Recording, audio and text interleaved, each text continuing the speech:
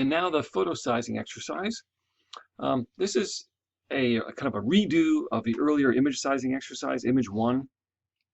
And in fact, if you need any brush up on the instructions about how to use Save for Web in Photoshop, for instance, or how to use Pixlr to crop and size images, please go back to that earlier video in that earlier week and look through that stuff. And including there are in the PDF handout for that, there was also some screenshots and so on too that could be helpful. Because I'm not doing any of that stuff again. I'm just giving you the basic instructions. Here's the idea. I've been warning you to get photos of yourself for your resume, and now you need them. You need something that's kind of like a headshot, kind of like a mug shot, kind of like a head and shoulders kind of shot. A smaller photo that's mostly your head and other, upper body, whatever. And you need a photo that is a bigger photo of you. In other words, a photo of you that's more full frame, probably shows most or all of your body, maybe shows you in a particular place. We could call that an environmental portrait.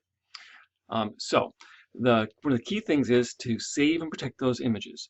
We really have to be very careful with making images for the web, because we always make very small files that you don't mistakenly overwrite your originals. So I would first say, as my instructions explain, to go get those original photos and put them someplace in a separate folder outside of anything to do with your project folder, and just keep the originals safe.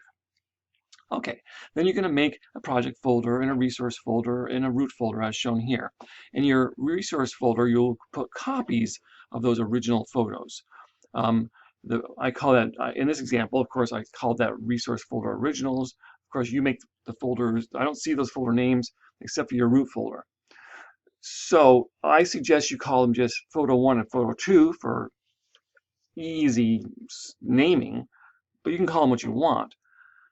The key idea here is that you're going to size them, each one of those images, in 3 different sizes. And those sized versions are the ones that are going to go into your root folder. So, and we want these to probably be realistic sizes, the sizes you might use. And this idea of preparing a bunch of photos ahead of time and sizing them to different widths, and then wait and see which one you really use, that's not that unusual, a real world idea. The numbers I've given you should be kind of realistic. For the headshot kind of photo, I suggested 400, 300, and 200. And I start big and go small in case in the processing you actually reuse the one you just processed. You'd never start small and go big. Of course, you could go back to the original every time, then it wouldn't really matter. But if you don't, then you would just keep on redoing that and going smaller and smaller. And for the larger image, in other words, the one that's a bigger environmental kind of portrait, not just a headshot, I suggested 700, 600, and 500.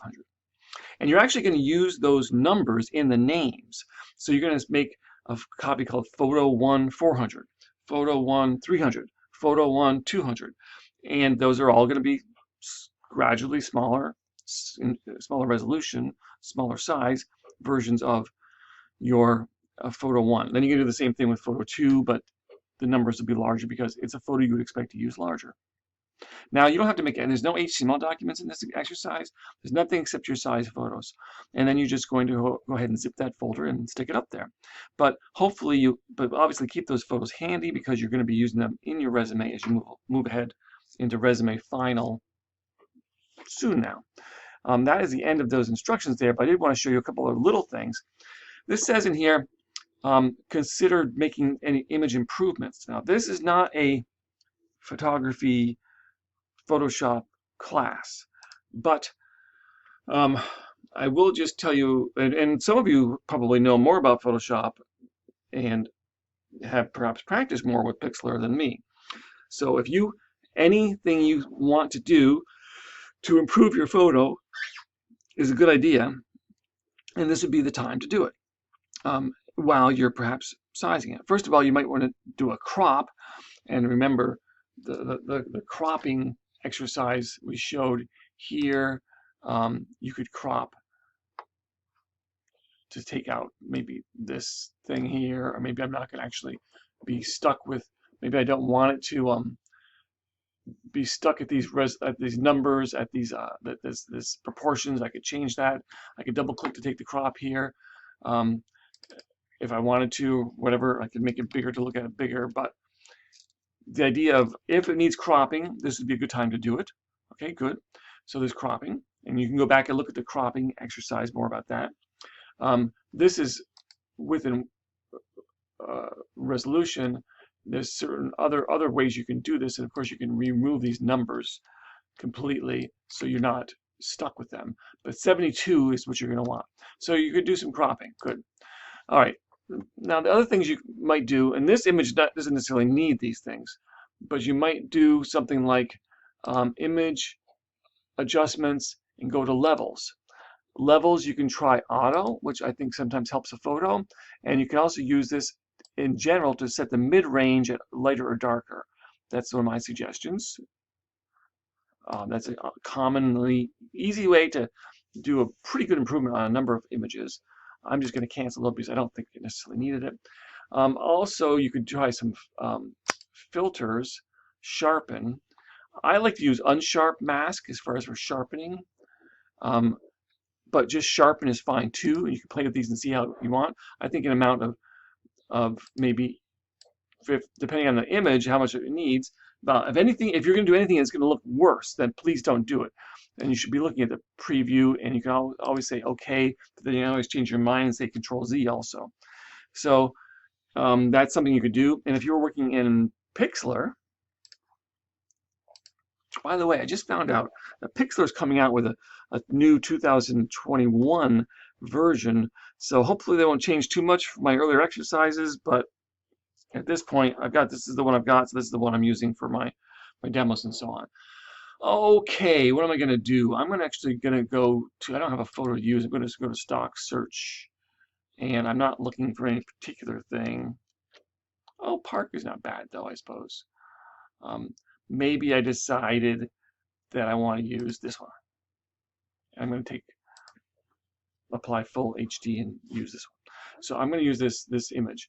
And this, what kinds of things might I do? Well, of course, there's lots of options for improving something.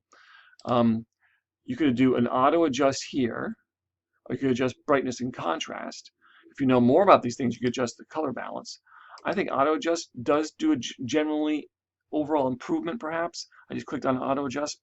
But if you want more control of those things, you might try a filter. For example, filter sharpen or clarity or blur. Sharpen is this right here. Move it out of the way. I can try different amounts. I can see on my screen how it goes. Maybe it needs a little bit of sharpening. Apply. Maybe a little brightening. So go through all those menus and find the things you want. And then, of course, you might end up doing a crop here also.